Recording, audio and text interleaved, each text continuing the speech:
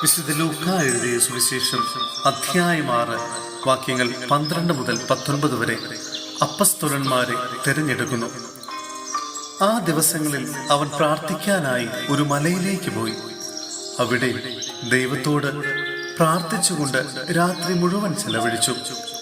പ്രഭാതമായപ്പോൾ അവൻ ശിഷ്യന്മാരെ അടുത്തു വിളിച്ച് അവരിൽ നിന്ന് 12 പേരെ തെരഞ്ഞെടുത്ത് അവർക്ക് അപ്പസ്തോലന്മാർ എന്ന് പേര് നൽകി.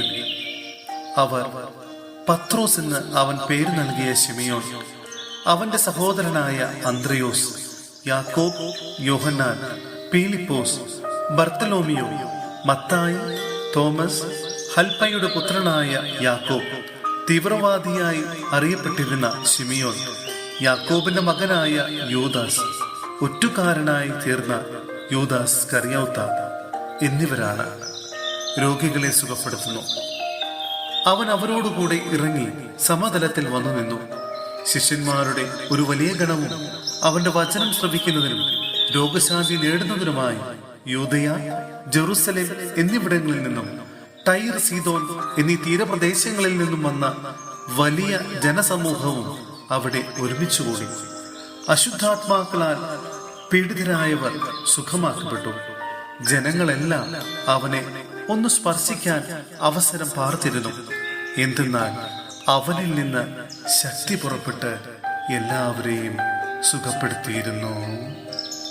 സഹോദരരെ, അപ്പസ്തോല പ്രവർത്തനങ്ങളിൽ നിന്നുള്ള വായന അധ്യായം 1 വാക്യങ്ങൾ 15 മുതൽ 26 വരെ. മത്തിയാസ്.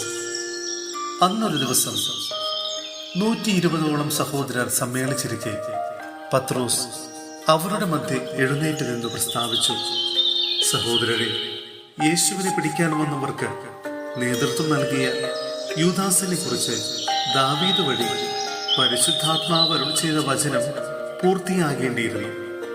അവൻ നമ്മിൽ ഒരുവനായി എണ്ണപ്പെടുകയും ഈ ശുശ്രൂഷയിൽ അവന് ഭാഗഭാഗിത്വം ലഭിക്കുകയും ചെയ്തിരുന്നു.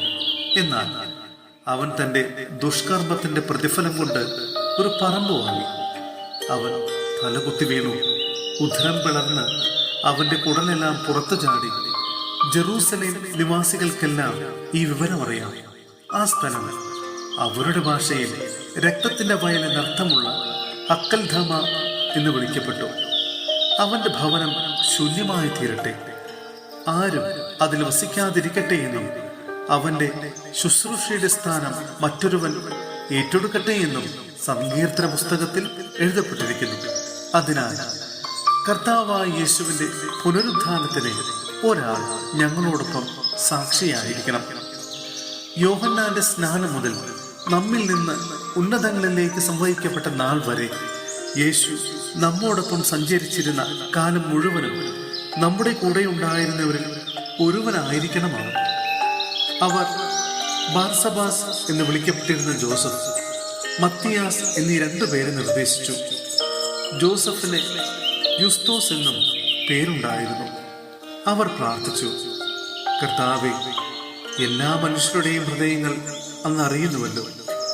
യൂദാസ് താൻ അർഹിച്ചിരുന്നിടത്തേക്ക് പോകാൻ വേണ്ടി ഉപേക്ഷിച്ച അപ്പസ്തോല സ്ഥാനവും ശുശ്രൂഷ പദവിയും സ്വീകരിക്കാൻ ഈ ഇരുവരിൽ ആരെയാണ് അങ്ങ് തെരഞ്ഞെടുത്തിരിക്കുന്നതെന്ന് വ്യക്തമാക്കണമേ.